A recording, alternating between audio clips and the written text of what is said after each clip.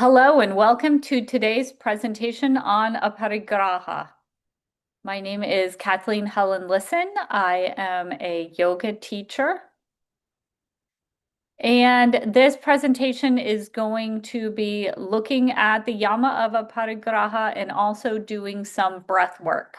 So if you have any medical issues, including anxiety, breathing problems, cardiovascular or blood pressure issues that would impact your ability to perform breath work, definitely talk to your primary care physician before you start this or any other breath work practices.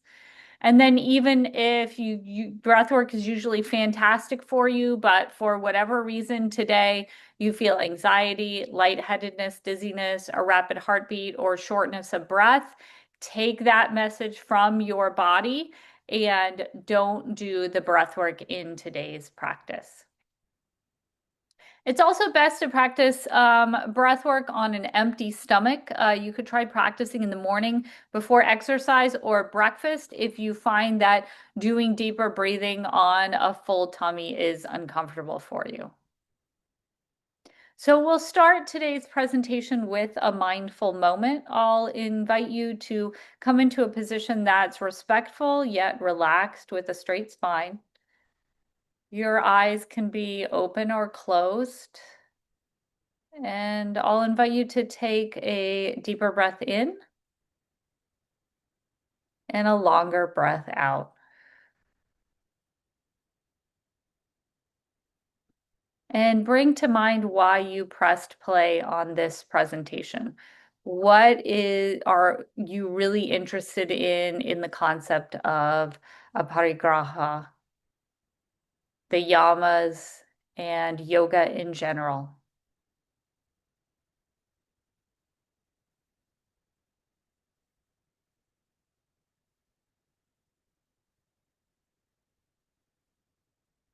What do you hope to learn from this presentation, and what do you already know about this yama?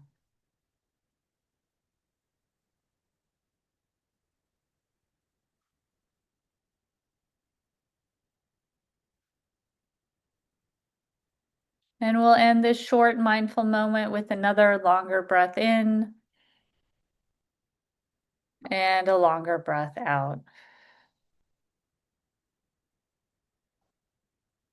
And we'll move into a sequence of breathing and movement using the neck and shoulders. So I'll invite you to breathe in as you look up and breathe out as you look down. Breathe in as you look up and out as you look down. Breathe in as you look up and out as you look down. Or turn your head to the center and then breathe in as you look to the right and out as you look forward. Breathe in as you look to the left and out as you look forward. Breathe in and turn your head to the side. Exhale as you come to the center. Breathe in, looking to the other side. Exhale as you come to the center. Breathe in as you look left, right. Exhale as you come to the center. Breathe in as you look left. Exhale and come back to the center. Now we'll change it around a little. We'll breathe in as the ear comes down to the shoulder. Exhale up to the top. Breathe in, going down to the left shoulder. Exhale, coming to the top. Inhale, ear to the right shoulder. Exhale, coming to the top. Inhale, coming to the left shoulder. Exhale, coming up to the top. Inhale,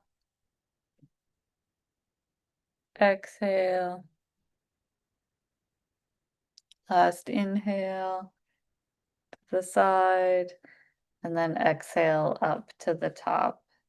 Inhale, and the shoulders come up and back. Exhale as they come down and forward. And then continue inhaling and exhaling as we roll the shoulders. Two more times. And then last time in this direction, inhale up and back, exhale down, and then reverse the motion, inhaling back and up, exhaling down and forward. Inhaling and exhaling with the shoulder roll.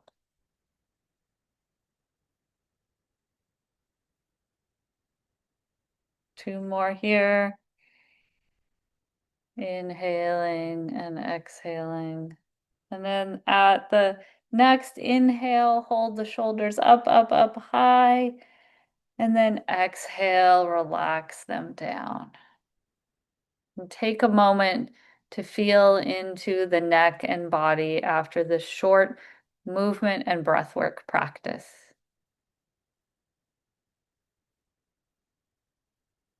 And now we'll move into the stop technique. So we'll just take a moment right now and stop whatever we're doing. And pay attention as you take the next breath in. And as you exhale, observe what your current feelings and emotions are. Are there any notable physical sensations in the body? We don't need to change or judge them, just observe them. And then we'll proceed. So, what is Aparigraha? It's a yama. It's also it's in the Yoga Sutras. It's also in other the same concept is also in several different religions, several different beliefs and philosophies. So let's get into what it is. And it is the absence of greed, the absence of wanting to hoard, wanting to gather, wanting to have. And I love this picture because maybe this dog doesn't have like a mountain of toys or like $1 million. It's not necessarily, covered in logos, but at this point right now, this picture really clearly shows what happens to the nervous system when you experience this feeling of greed, this feeling of urgently needing something. Because if you've had a dog, and I have a dog, once that dog sees the treat, nothing else matters. And a lot of different things can happen to this dog because of its single-handed, singular motivation of getting this thing and eating it. It is going to not enjoy anything else that happens. It's going to be upset if it doesn't, achieve this goal of eating this treat.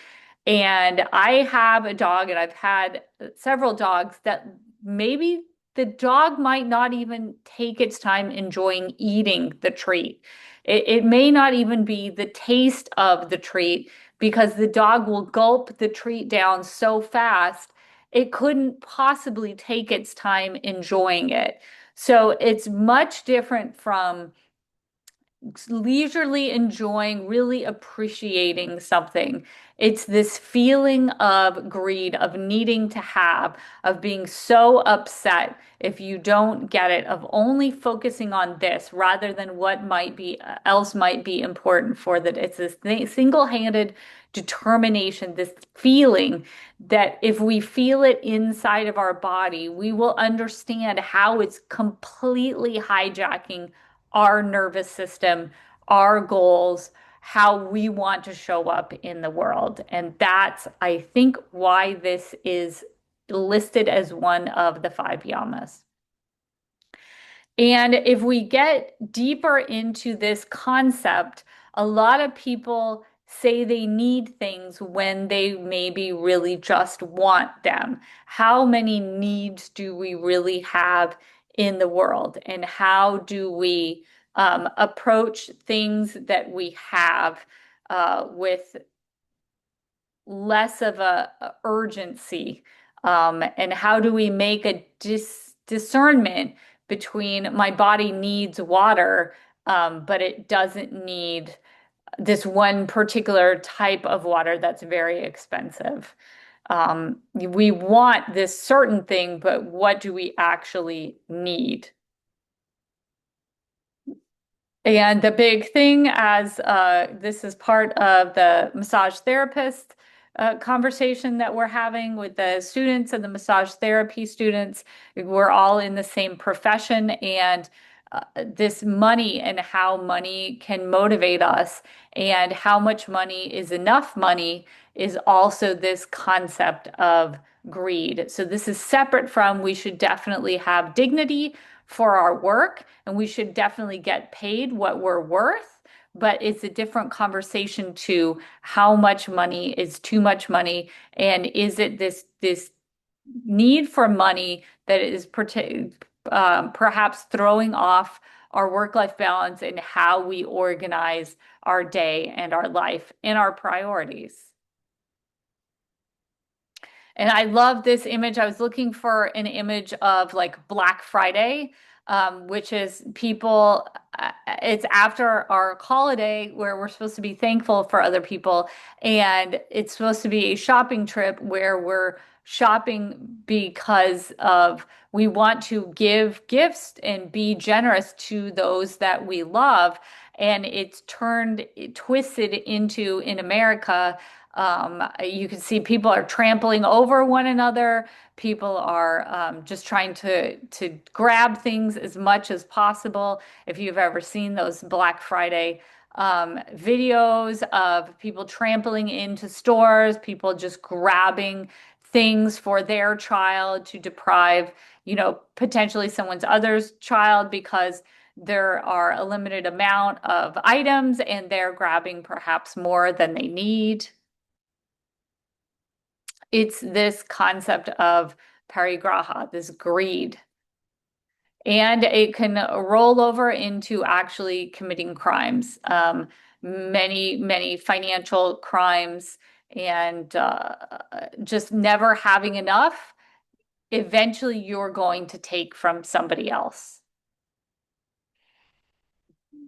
But mostly with massage therapy, we're going to focus on money and how much money someone has. And maybe that's part of our greed is to have these certain things so we can impress strangers. We'll see that with people buying certain bags, buying certain cars, buying certain clothing, because this clothing sends a message to other people, this signaling of wealth. And if somebody has you in a situation where you are in their debt, to a certain extent, they have you by the marionette strings. We can definitely be controlled, just like that dog is controlled, gives up all that control to the treat and the person who has the treat. When the dog decides that that treat is more important to him than other things, we are giving control to other people when we rely on them for money. We'll talk about this a little later, even when people are giving us things, we have this instinct as humans that we should reciprocate that gift. And that can definitely get into someone having control over you, someone being able to control you. So again, all of this, we're trying to figure out what it means and what it means for us as massage therapy students and massage therapists in our career. So let's look at some definitions. Parigraha is non-possessiveness in thought, non-hoarding in action. It's generosity and trusteeship.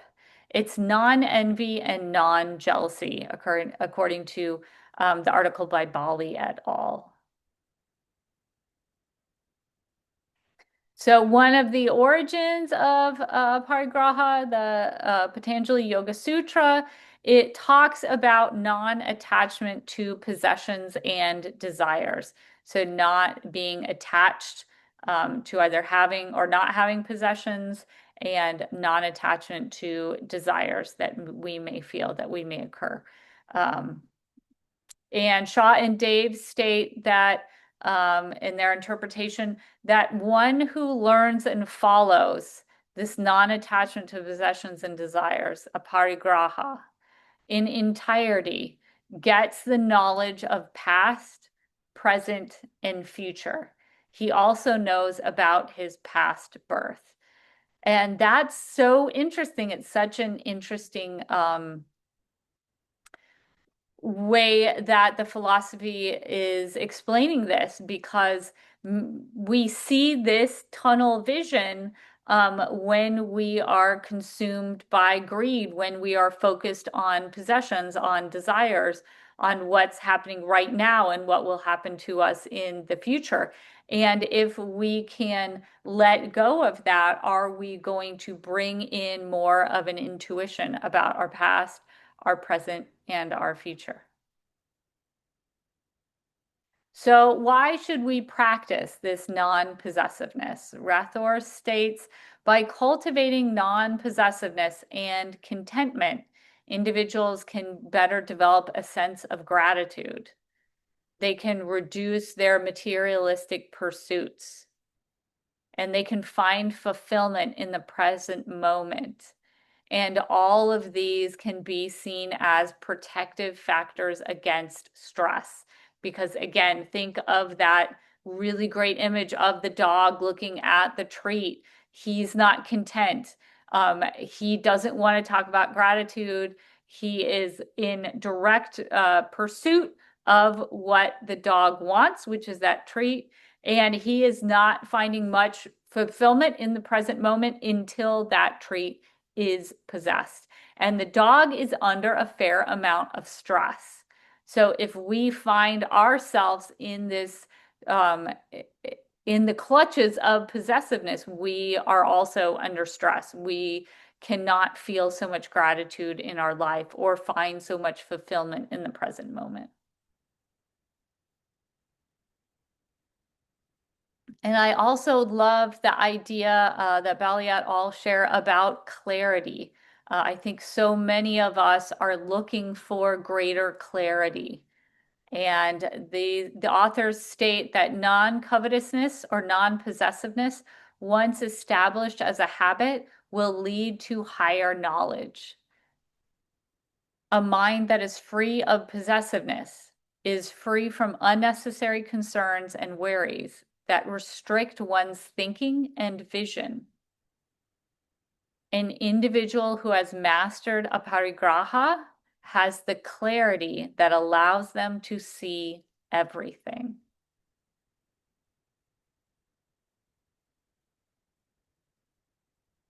So now that we've learned a little bit about aparigraha, this non-possessiveness, let's take a breathwork break and kind of let this sit in our minds as we turn our mind and body to some 5-5 breathing. So I'll invite you to get into that relaxed yet alert position. Your eyes can be open or closed.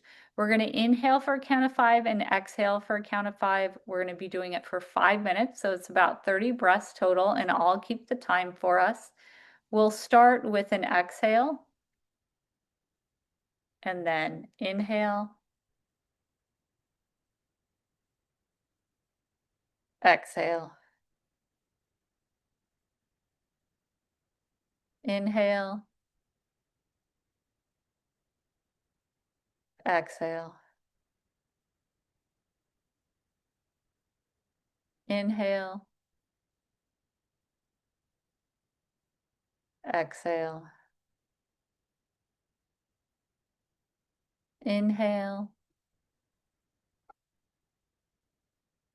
inhale, exhale, inhale, exhale, inhale, exhale, inhale, exhale, inhale, exhale, inhale, exhale, inhale, exhale, inhale, exhale,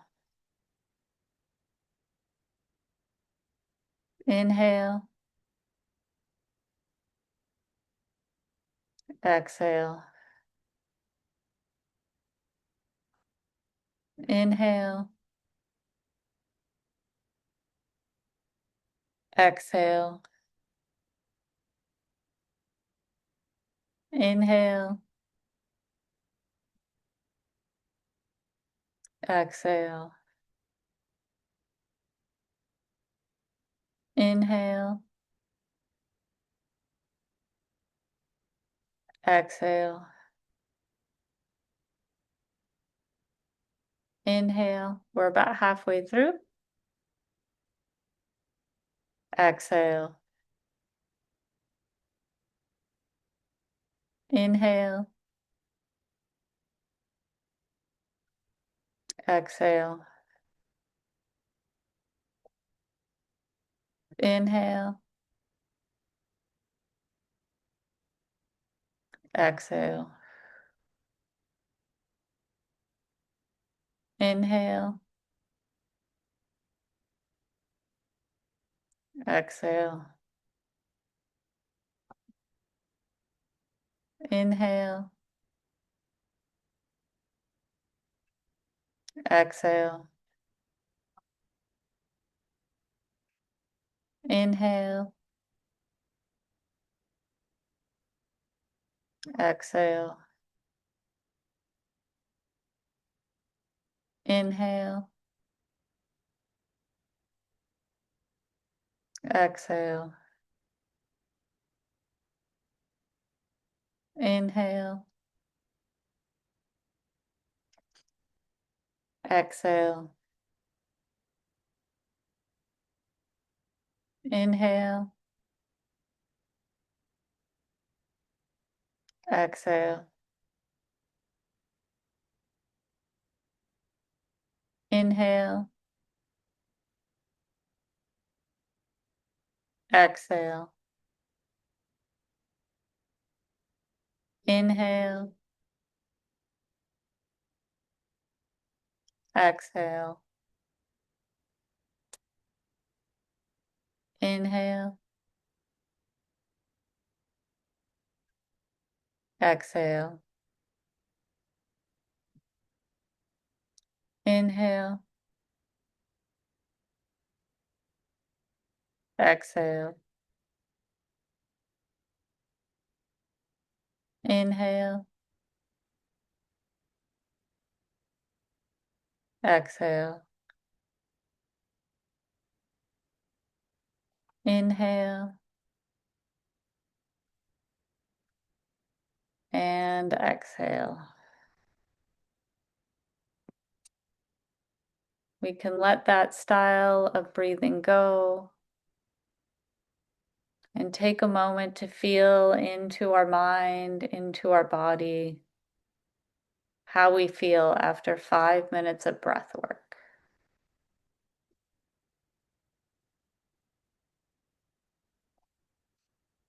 And now we'll move on to looking at Aparigraha from a little bit of a different perspective. So the A in front of it, like ahimsa and asteya, means the absence of or the opposite of. So let's talk about parigraha itself, this thing that we're trying to not do as the yama.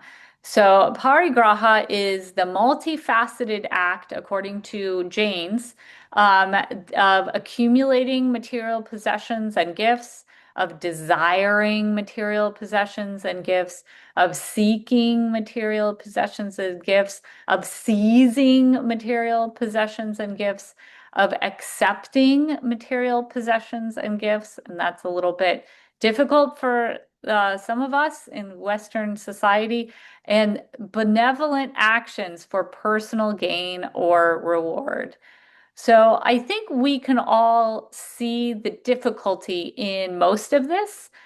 We can see the excess of it. If you're accumulating, and then you're just hoarding, just these pictures of like multiple purses, multiple shoes, more shoes that we can ever wear, more clothes that still have the tags on them in the in our closets that we've just bought to buy and just never worn. We've desired it to have it and then never used it responsibly.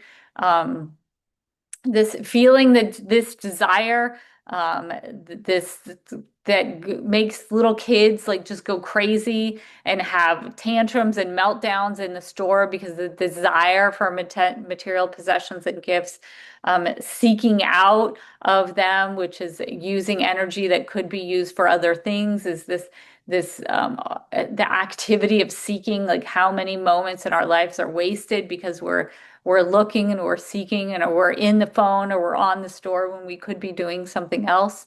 It's seizing of them, definitely. But we'll talk a little bit more about accepting them. And this might be something that um, we can definitely start specifically within our massage therapy practice with playing with and looking at this idea of how is it potentially negative for us to accept material possessions and gifts. And I think most of us understand if you're going to do a benevolent action, it's not really charity.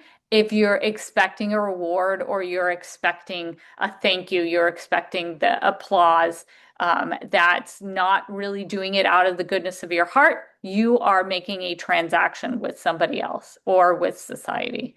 If you're doing something that is seen as benevolent, but you're doing it for personal gain.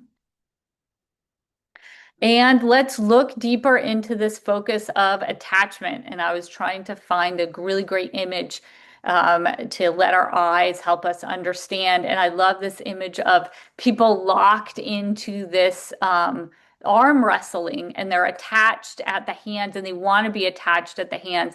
And it's never going to end until somebody wins or loses. And I think that's a lot of what we see with attachment. If we're attached to something, it doesn't end until somebody wins and somebody loses. So, owing to attachment, according to the Jains, a person can commit violence because they're attached to something. They can tell lies because of something they're attached to. They can commit theft because of something they're attached to. They can indulge in sensual pleasures because of something that they're attached to. They can develop a will for unlimited hoarding because of this attachment. And lust of possession constitutes the root cause of all the five vices according to the Jains. And if you think about this, like when I thought about this, it's kind of true because if you ask somebody why they're caught up in a lie, they'll be like, well, because. And then the thing after the because is that attachment. Why did you commit violence? Well, because of this, because of that. And it's always an attachment. So, according to the Jains, in essence, parigraha involves not only intentions but also outcomes, embodying attitudes of craving, of possessiveness, of hoarding, as well as the material wealth amassed due to these mindsets. So, it's not just about the gold that's in the pile of gold, it's the attitude of the person and the attitude of who we are and how we represent ourselves when we see that in our response of craving, possessiveness, hoarding, our intentions toward it. That's parigraha. So Shaw and Dave recommend in this first entrance into our idea, are sharing ideas of how we might embody this in our daily practice. We should enjoy only what is necessary, and that too, so what we're enjoying in a controlled manner. Not to store or hoard things is a parigraha, a parigraha. So what that means is like this image in the buffet. How many times do we see something when it's like you're paying $40 to get the buffet? How do our eating habits change? Do we hoard things on the plate? And then that core, when you ask us why, the attachment is, I'm getting my money's worth, or like, this is my one opportunity to do this. And then how do we feel after we go to the buffet? It's almost like in my life, I rarely go to a buffet because what I see is you're torn in between these two feelings of the people around you, thinking like, it's no use to take her to a buffet because she doesn't eat what we're paying for.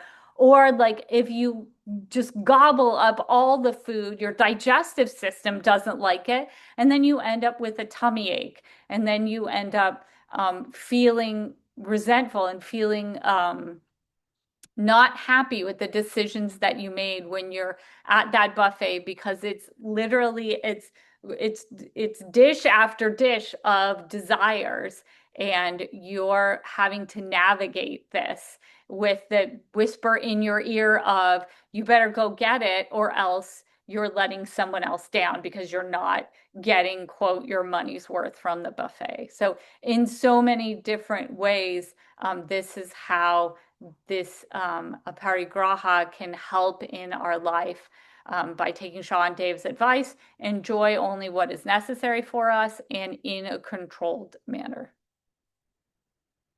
And in the Indian history, King Janaka viewed wealth as an instrument to bring about prosperity for his subjects. So that may be how we can handle wealth. And so this king was both a king, a royal person, and also very enlightened. So you can have wealth. You don't have to necessarily have poverty, but you should view wealth as an instrument and use it to bring about prosperity for the people who you're taking care of. That is according to Bali et al. So interestingly, this can also be used in our interpersonal relationships. And I really liked this insight from Bali et al. They state that Shankar defines aparigraha as not taking anything from anybody, including their insults of you. So we're not taking any of your other possessions because you're not me. And I'm not even taking your insults if you try to insult me. Objects do not only mean inanimate possessions, it also includes people in our lives. And this is the echo of one of my very wise teachers in massage school when people said, don't you want to know what this person is talking about you behind your back? Don't you want to know what they're saying? And she said, What other people think about me is none of my business. And that was such a refreshing take on that. So we do not have to take anybody's insults. Okay, so we've looked a little bit deeper into parigraha. So let's move into another segment of breath work. So for this one, we'll be doing alternate nostril breathing. Is this is your first time, check out this lady's hand in the picture. She is showing us the hand position that you will make with your right hand to help you achieve this practice. So you're going to put the tips of your index and middle finger on the pad, the base of the thumb, and this will use the allow you to use the ring finger and the thumb to press into either nostril to close one half of the nose off while you're breathing in through the other half, and vice versa. So go ahead and make that hand shape with your right hand as we go into the practice. So I'll invite you to start by sitting in a comfortable yet alert position with a straight spine.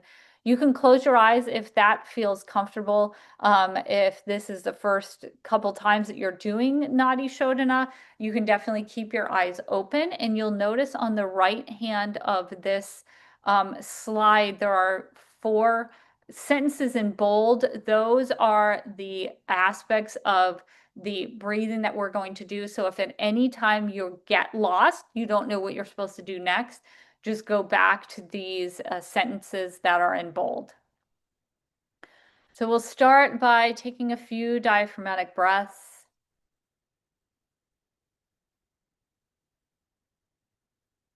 Through the mouth or through the nose. We're going to be doing the breathing practice through the nose. And then use your hand held in this mudra to help you close off each nostril when needed. And we're going to start by closing the right nostril with the thumb and exhaling through the left nostril. Inhaling through the left nostril. Closing the left nostril with your ring finger, exhaling through the right nostril. And then inhaling through the right nostril. Closing that right nostril, exhaling through the left. Inhaling through the left. Closing the left and exhaling through the right. Inhaling through the right. And then repeat this cycle at your own pace. I will keep the time and I'll let you know when 5 minutes has completed.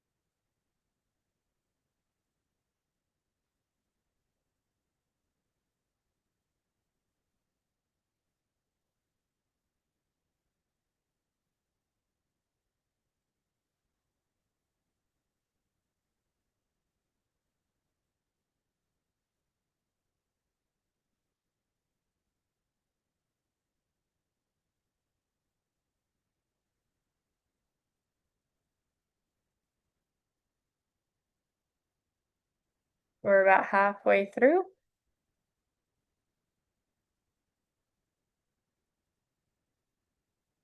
If you find that your breathing has gotten slower, that's a normal part of this practice.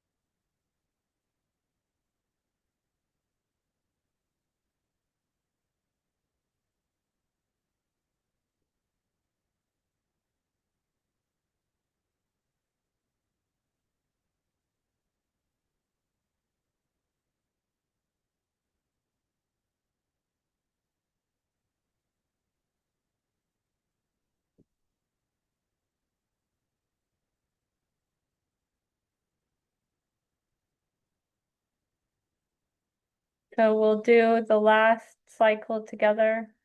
I'll invite you to close your right nostril with your thumb and exhale through your left nostril. Inhale through the left nostril.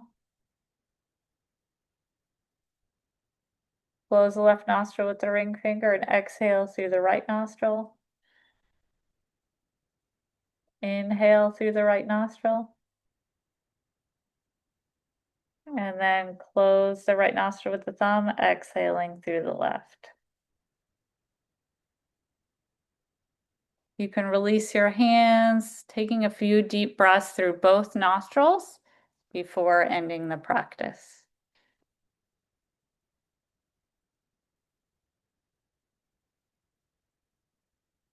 And take a moment now to feel into your mind, into your body, into your emotions, how you feel after this short 5-minute breathwork practice.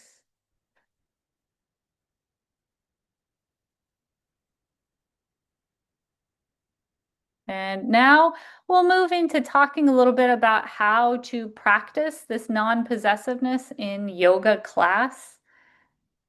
I think the three things that we've been kind of always talking about for each of the yamas, alignment and modifications, comparing with other people, and focusing on the quality of our breath are a factor with this non-possessiveness as well. Um, we are focusing on ourselves and our own alignment and our own modification. We're not trying to be the best in class or trying to be the one with the fanciest yoga mat or the fanciest yoga outfit. We are staying away from comparing ourselves and our journey with the journey of others, and maybe feeling this desire to be as good as, be better than the person on the mat next to us. And always paying attention to our quality of breath. How are we inhaling? How are we exhaling? This is going to provide insight to us on the mat as to whether the yoga that we're doing today is the yoga that is right for us, or whether we are trying to do too much with our yoga practice, twist our bodies into a complete pretzel to get to that, that pose, that peak pose that we can never seem to get, and we really have to drive ourselves until we're able to do that handstand perfectly, or whatever it is that's manifesting in your yoga practice. Just paying attention to your breath can bring you into the present moment, and your breath can be that canary in the mine shaft that will really let you know if you are focusing more on greed for doing, being the best and the most fanciest and accomplished yoga practitioner versus doing the yoga that is really going to help your mind, your body, your spirit. So let's talk about this non-greediness, this non-possessiveness in massage therapy. And there's interesting implications both in the classroom, teaching and learning, and there's also implications in working in an environment with many other massage therapists in a team environment, or even for the massage therapist in the individual practice like I am, where I'm a one-person business. So let's look into the research. So the first one is very applicable to me as the solo practitioner because there are no clear, steadfast rules. When you own your own business, you kind of make the ethical rules for yourself. And I'm very interested in Sammartini's ideas on Aparigraha because this paper states that it is not accepting a gift because the gift can create attachment and fear of loss. So yogis are encouraged to cultivate modesty deliberately, and too much possession will distract the mind. And this is very interesting for me.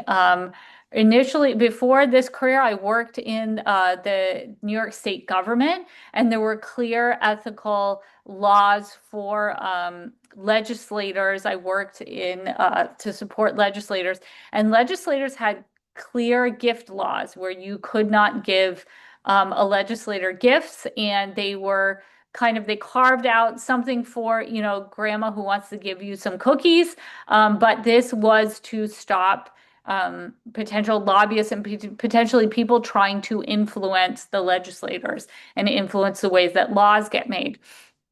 So how is this similar to us in our massage practice? Is at what point is someone giving us a gift as a client an attempt to influence us? So we can't really make the laws for them, but perhaps they want to impress us.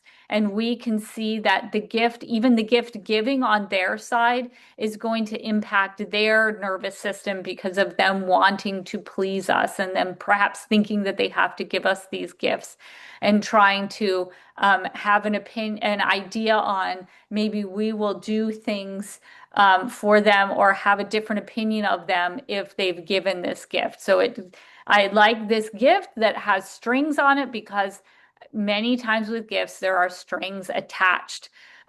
So this can be a very clear rule that you can make for yourself and just let your clients know if this is calling to you, maybe your practice, you don't accept gifts. And then this is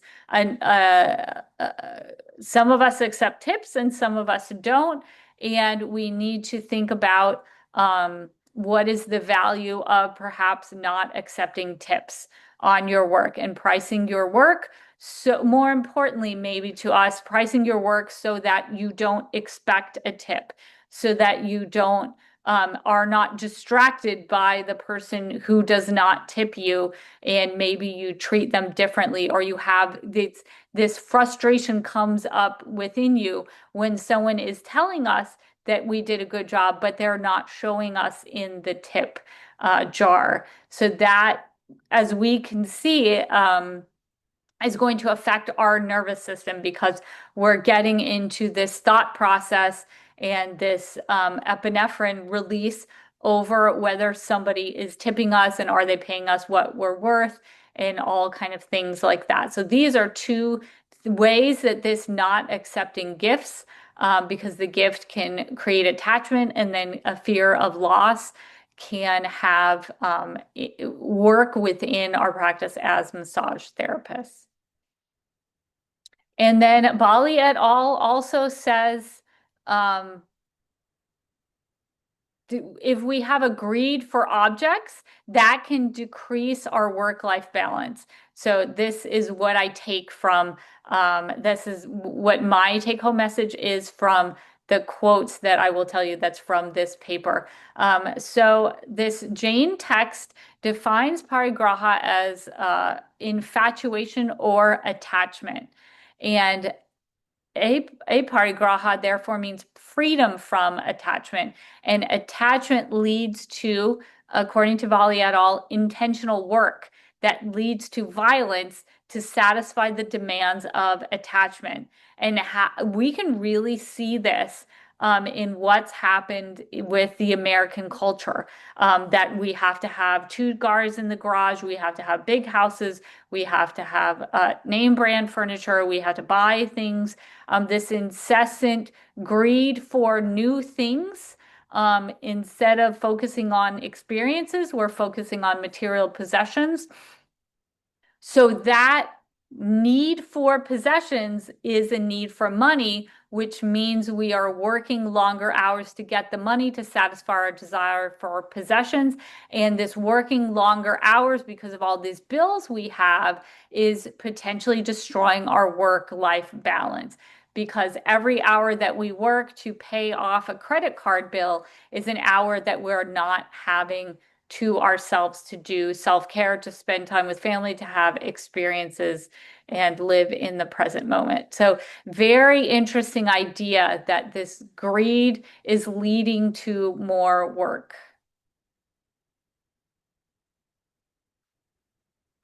And what about for a massage therapy school if we are teaching the students in groups? And what about in the massage therapy office if we are working as a group with other massage therapists? So again, this Bali et al. Paper, they stated that researchers used a variant of a multiplayer dictator game and concluded that the practice of non-possessiveness, aparigraha, had a positive impact on group performance.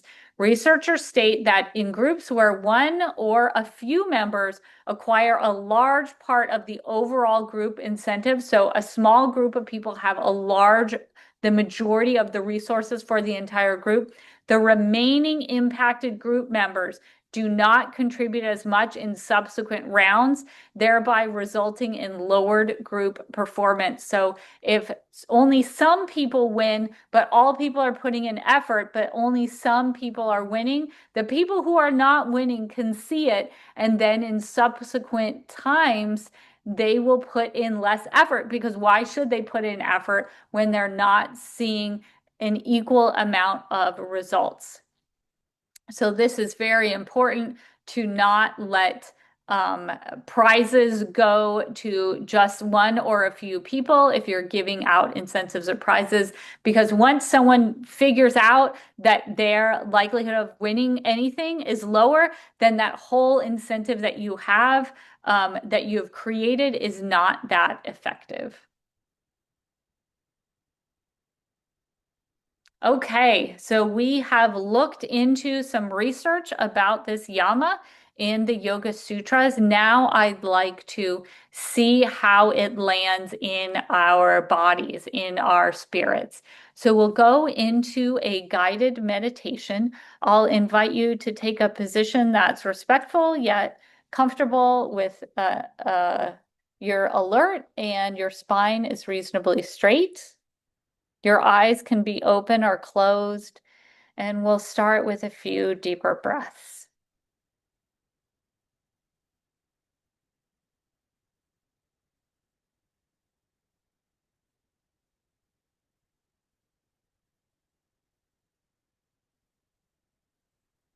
And I'll invite you to set the intention to practice aparigraha.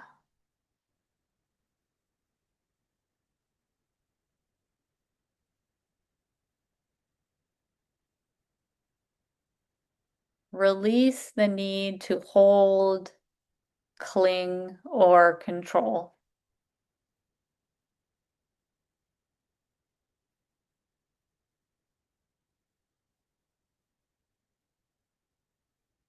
And invite in a sense of openness.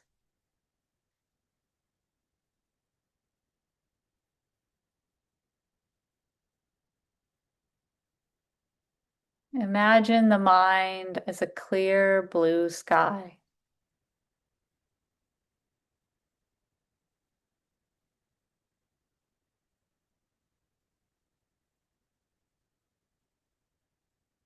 Thoughts, worries, possessions, and attachments are like passing clouds.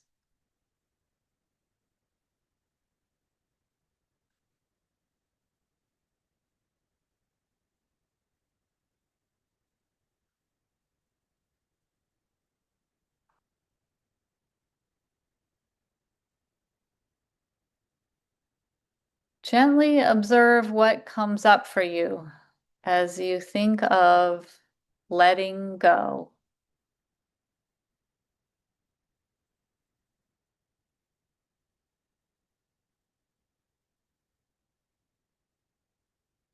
Is it an object, a relationship, a fear, or perhaps an expectation?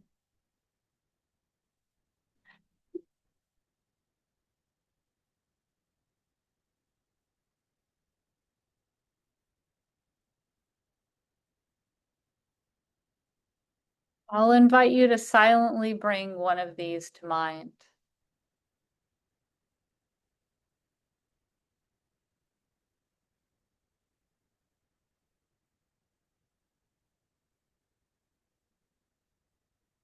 And visualize holding this attachment in your hands.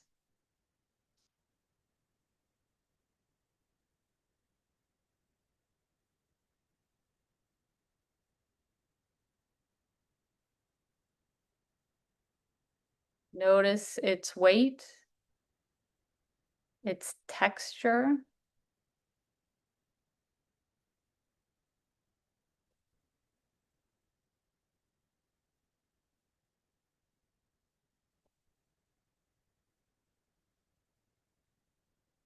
Allow yourself to feel whatever is present.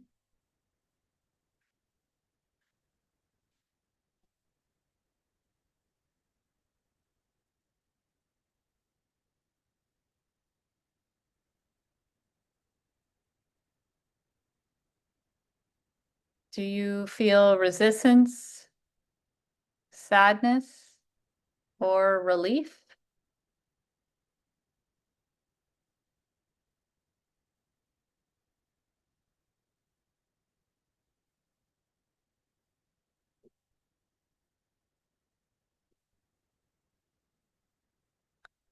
Now breathe in deeply. And as you breathe out, imagine your hands slowly opening, releasing this attachment. Watch it float away, carried by the wind.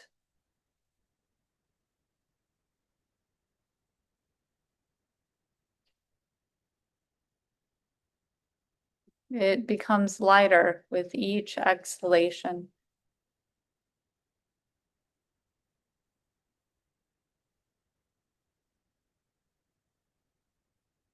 Drifting further into the vast sky, dissolving into space.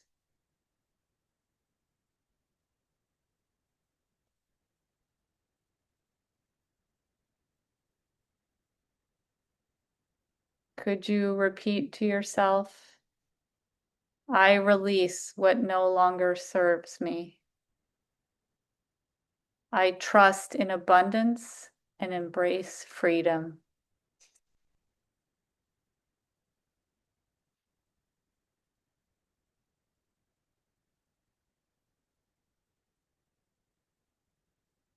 I release what no longer serves me. I trust in abundance and embrace freedom.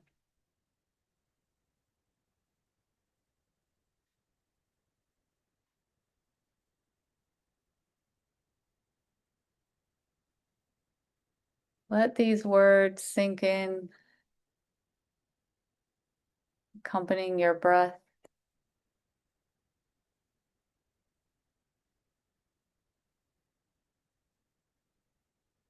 And rest for a few deep breaths.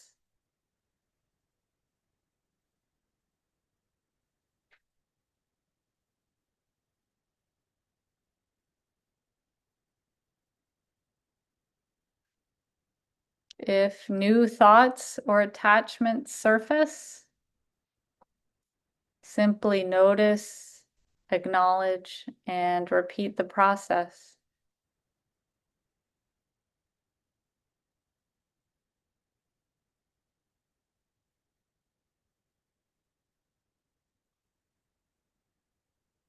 See them, feel them, and then allow them to drift away on your breath.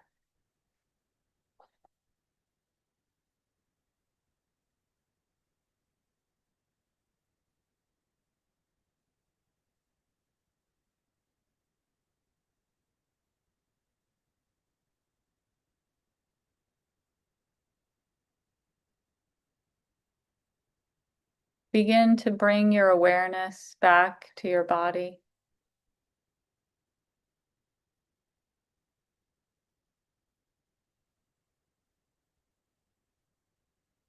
Feel your hands, your feet, your connection to the earth.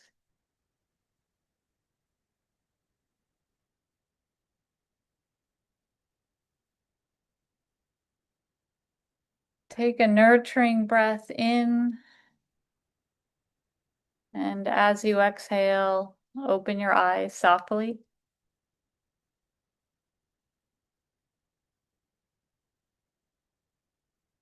And thank yourself for showing up to practice Aparigraha.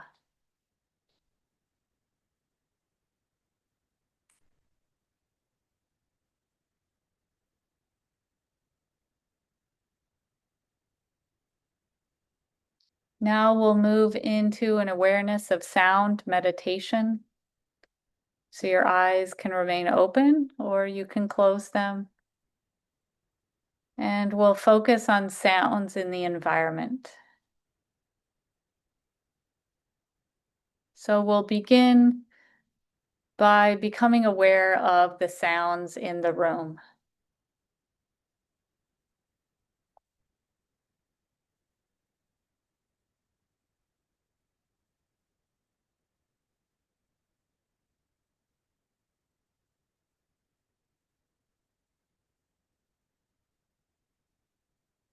We're aware of sounds that are close to us.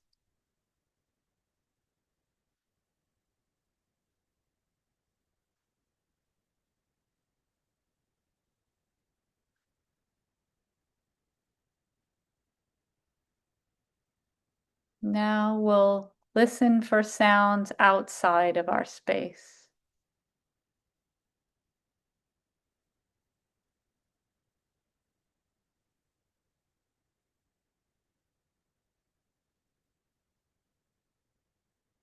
Becoming aware of sounds that are farther away.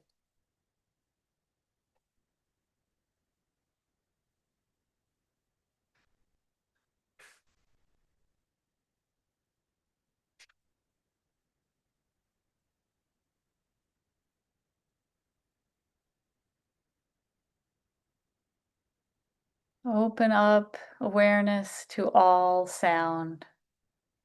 Sounds that are inside of you, sounds in the room close to you, and sounds that are farther away.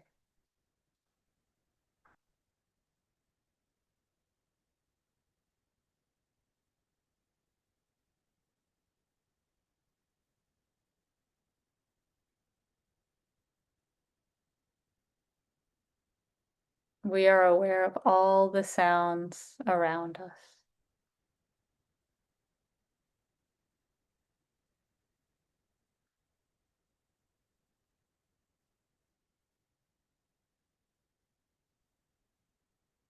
And now we can let go of this practice. Open your eyes and note any changes in sight, in sound, and in emotion as a result of this short awareness of sound meditation.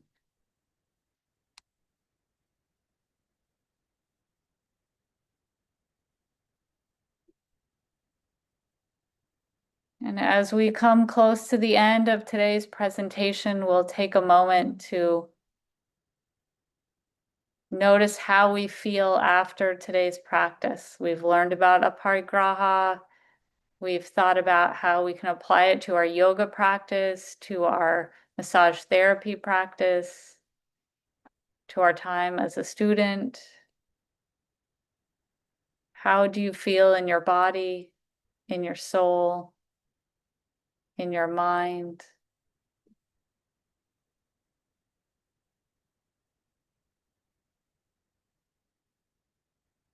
And we'll take another deeper inhale and a long, slow exhale.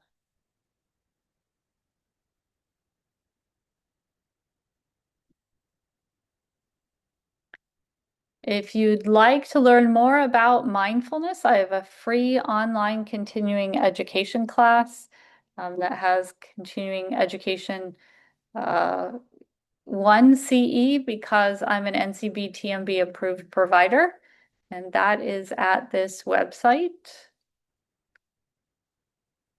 And I'd like to thank you for watching this episode of the Yoga for Massage Therapist series. You can find more breathwork break and yoga break videos and more yoga philosophy videos at this website.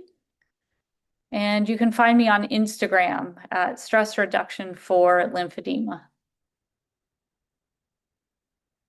And if you want to take a deep dive into breath work, if you liked the 5-5 breathing and the alternate nostril breathing we did today, I have a free 10-session breath work and lymphatic wellness class that's on my YouTube channel.